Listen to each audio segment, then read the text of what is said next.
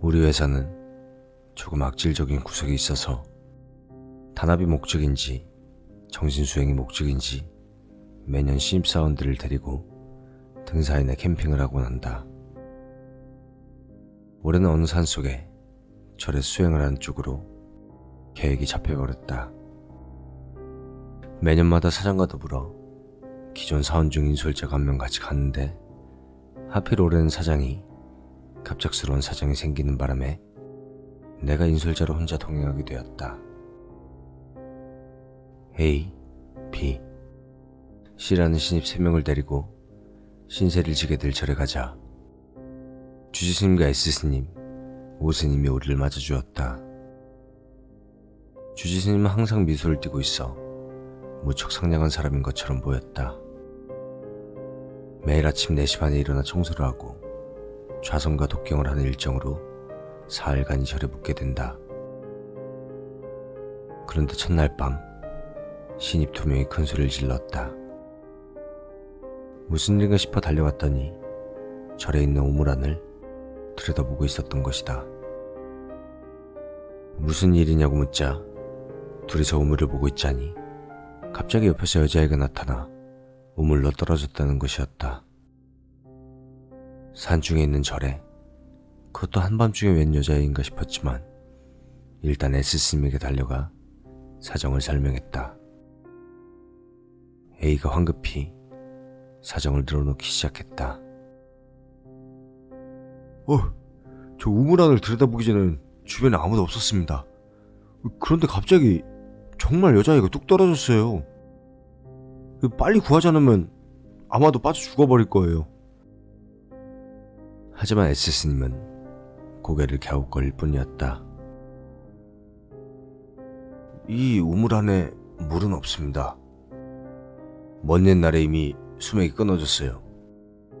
게다가 우물은 철판으로 닫아뒀을 터인데. A는 고개를 저었다. 아니에요. 열려 있었습니다. 거기다 첨벙하고 물소리까지 들렸는데요. 야, 너도 들었지? 곁에 있던 B도 고개를 끄덕였다. 네. 분명 여자아이가 떨어졌습니다. 빨리 끌어올려야 해요.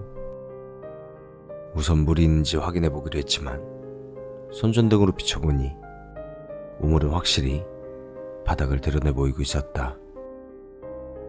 그런 사이 소란스러운지 주지스님이 나왔다. 지금까지 있었던 일을 이야기하자 주지스님의 얼굴은 순간적으로 경직되었다. 이런 늦은 밤에 아이가 혼자 이런 곳까지 올 리가 없습니다. 여러분, 본당에 와주시지요. 독경을 합시다.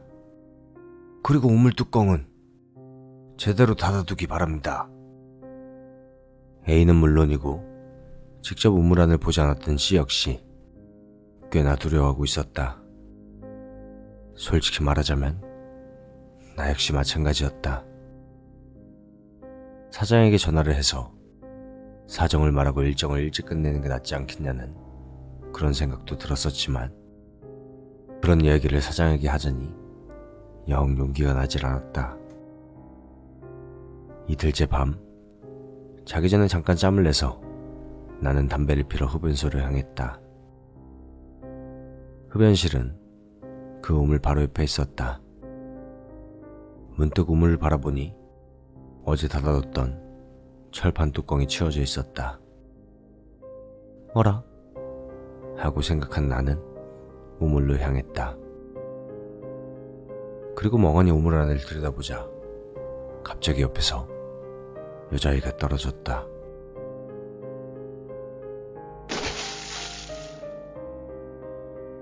물소리도 분명히 들렸다. 그때 A 역시 담배를 피러 나왔었는지 내 곁에 다가와서 왜 그러세요? 이렇게 물었다. 야, 나도 봤어. 분명히 여자아이가 떨어졌다고. 여기 진짜로 위험한 거 아니야? H씨도 보셨어요? 여기 진짜 위험한 것 같아요. 우리 그냥 여기 빨리 돌아가면 안 될까요? 아, 나도 돌아가고 싶은데. 그래도 이제 하루만 참으면 되니까. 됐고 자러 가자. 그 자리를 떠나려고 하는데 주지스님이 나왔다. 무슨 짓을 하는 겁니까? 위험하니까 철판은 열면 안 됩니다. 저희가 한 게 아닙니다.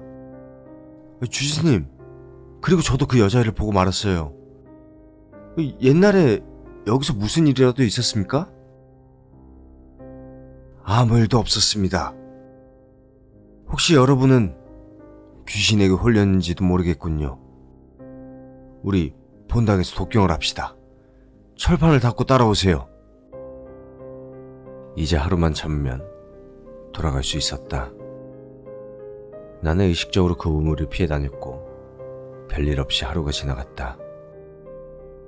자기 전에 한 대 피우고자 할 생각이었지만 어제 일이 내리남아 혼자 가기가 좀 두려웠다.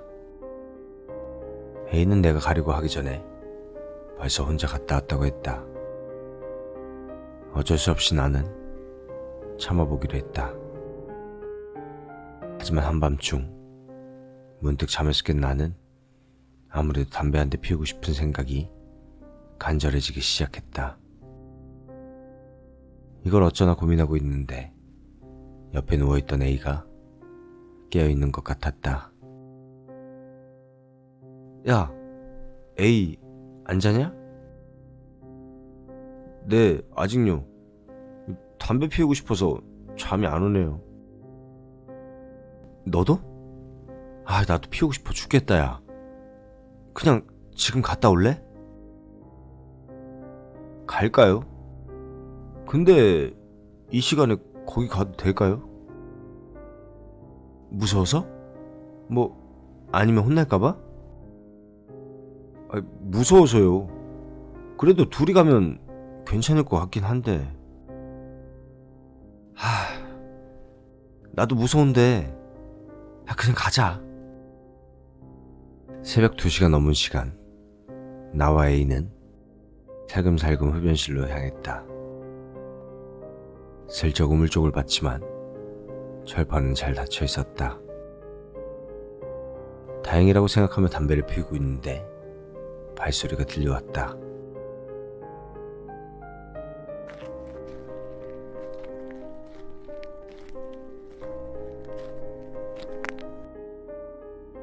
점점 가까워져 온다. 어둠 속에서 희미하게 발소리의 주인이 보이기 시작했다. 그것은 주지스님이었다.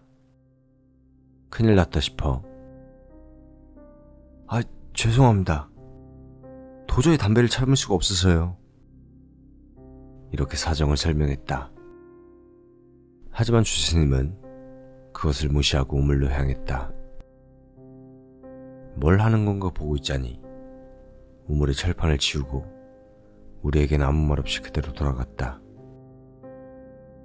대체 무슨 일인 걸까? 철판을 치우고 있던 건 주지스님이었다.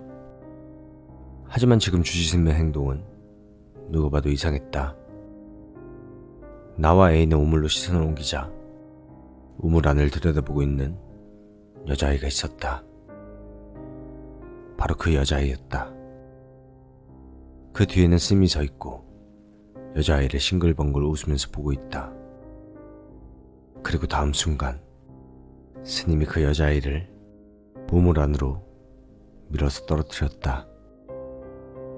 우리는 우물 안을 들여다보고 있어서 알아차리지 못했던 것이지만 여자아이는 떨어진 게 아니라 떠밀려 떨어졌던 것이었다.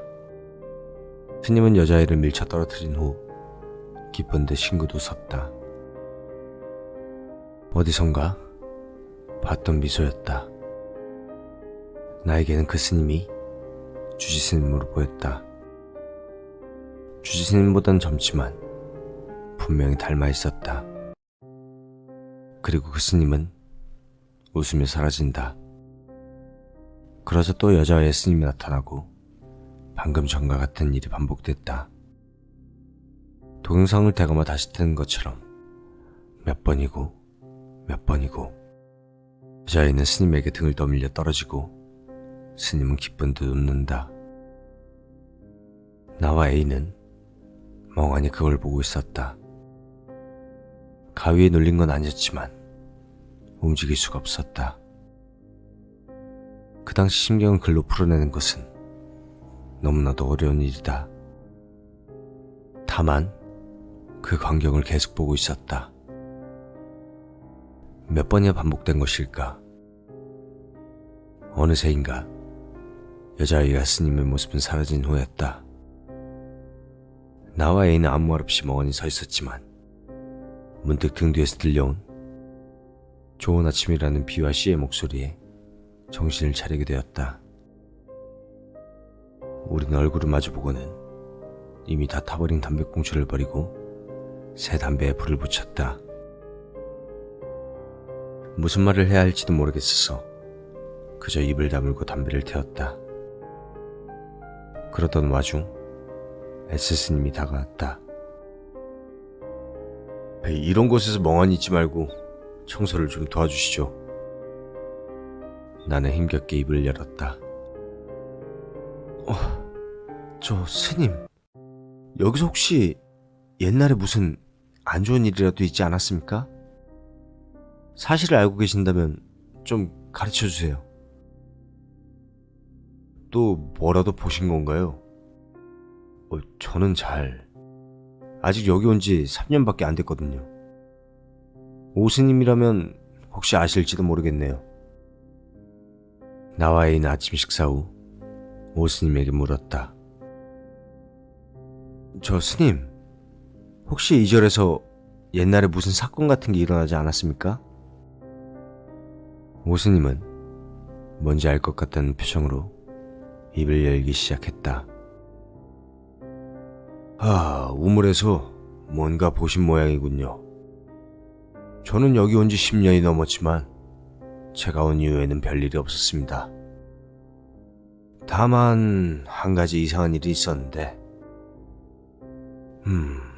이걸 말씀드려도 될런지. 오스님은 뭔가 고민하는 듯한 그런 모양새를 취했다. 일단 비밀로 해두시면 좋을 것 같습니다. 실은 전에도 우물 뚜껑이 열려있던 일이 있었습니다. 제가 연 적은 없었는데 주지스님께 한껏 혼이 났거든요. 하지만 아무리 닫아놔도 어느샌가 뚜껑이 열려있는 겁니다. 주지스님에게 들키면 경을 치니 바로바로 닫아놓긴 했지만 저는 어느 날 보고 말았거든요. 오스님은 길게 한숨을 내쉬었다. 주지스님이 우물 뚜껑을 열어놓는 걸 말입니다. 제가 스님에게 계속 말을 걸었지만 무시당할 뿐이었습니다. 이상한 분위기였죠. 그리고 한동안은 우물 뚜껑이 열려있는 적이 없었지만 S스님이 온 후 또 몇 번인가 그런 일이 일어나더군요. 열려있을 때마다 제가 보고 닫아놔서 아마 S스님은 알아차리지도 못했겠습니다만. 그러자 A가 물었다. 혹시 우물 안에서 뭔가 보신 건 없으신가요? 아무것도요. 저는 영감이 없는 건지 지금까지 단 한 번도 유령 같은 건 본 적이 없습니다. 주지스님께서는 우물 뚜껑을 연 것에 대해 물어보신 적이 있나요? 아니요. 그런 적은 없습니다.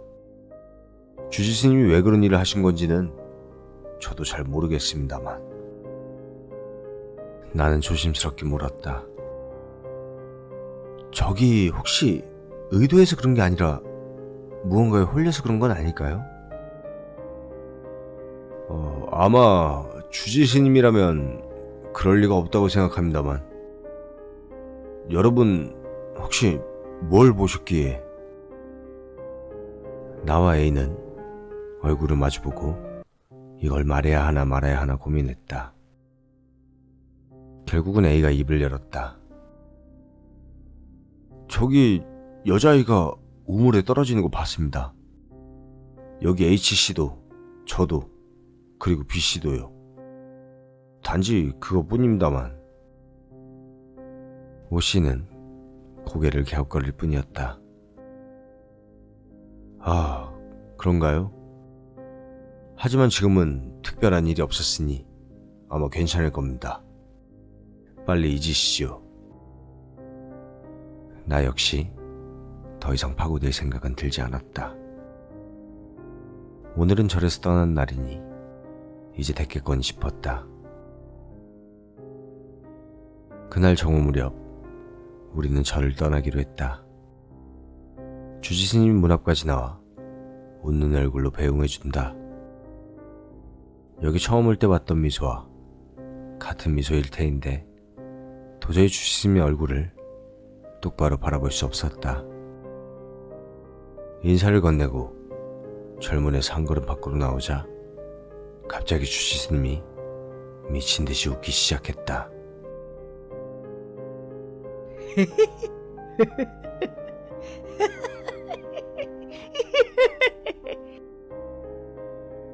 그러더니 갑자기 웃음을 멈추고 이번엔 아이처럼 울기 시작했다.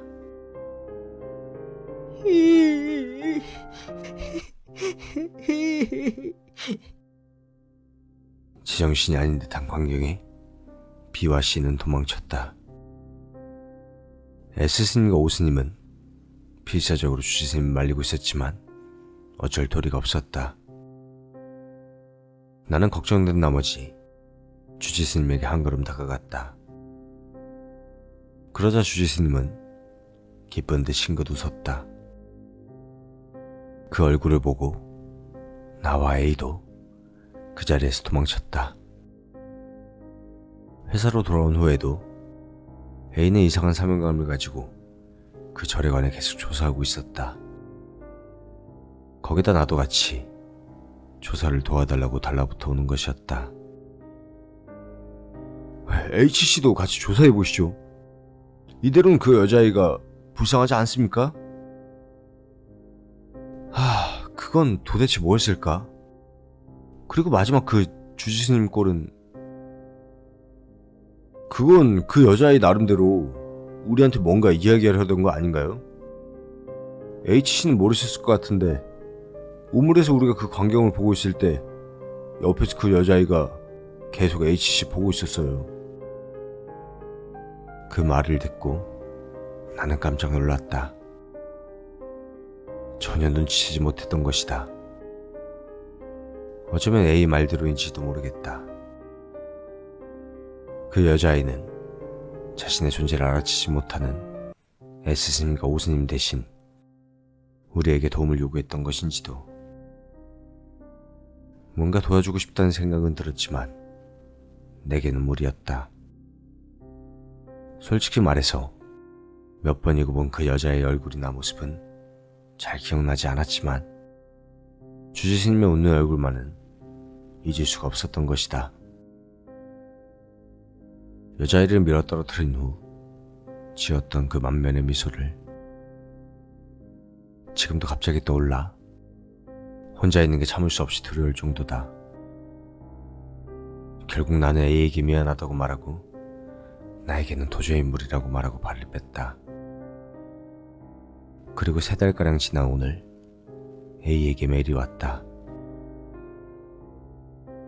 지난주 주지스님과 만나고 왔다는 것이었다. 그 사건이 있은 후 A는 3달 동안 매주 일요일마다 꼬박꼬박 그 절을 찾았다고 한다. 매번 S스님이 맞아줬지만 일반인은 절의 예불에 참여할 수 없다며 절에 들여보내주지 않았다고 한다. 지난주 일요일도 A는 친구와 함께 절을 찾았지만 이번에도 마찬가지였다. 3달 동안 같은 짓을 반복하자 열이 오른 A는 저 안 들여보내주면 경찰에다 내가 봤던 거 다 말할 거야. 괜찮겠냐? 이렇게 절 앞에서 소리를 쳤다고 한다. 그러고 한동안 있자니 S스님이 나와서 A 혼자만이라면 들어와도 된다며 주지스님의 말을 전했다고 한다. 친구는 차에서 기다리기로 하고 A는 주지스님을 만나러 들어갔다. S스님도 오스님도 없이 오직 주지스님과 둘이서 독대하는 것이었다. A는 들어가자마자 물었다. 저 단도직입적으로 묻겠습니다. 그 여자아이는 당신이 옛날에 밀어 죽인 거죠? 주지스님은 말이 없었다. 정직하게 말해주시죠. 그렇지 않으면 앞으로도 계속 찾아오겠습니다. 그러자 주지스님이 입을 열었다. 벌써 20년은 더 된 이야기입니다. 내 여동생에겐 딸이 있었어요. 무척 사랑스러운 아이라 어릴 적 여동생이랑 꼭 닮았죠. 나는 조카가 너무 사랑스럽고 사랑스러워서 그래서 밀어버린 겁니다. 무슨 소리입니까? 모르시겠나요? 뭐 모르시겠죠. 조카는 죽었습니다. 사고사로요. 사고사라니? 당신이 죽인 거지 않습니까? 사고사입니다. 그렇게 처리됐으니까. A는 화가 치밀어 소리쳤다고 한다. 당신 그 여자의 귀신에게 홀려있어. 언제 죽을지 모른다고. 당신 스님 아니야? 그러고도 괜찮은 거야? 회심하라고, 회심! 그래 당신 조카도 성불할 거 아니야? 기묘하게도 주지스님은 계속해서 웃고 있었다고 한다. 그리고 천천히 입을 열기 시작했다.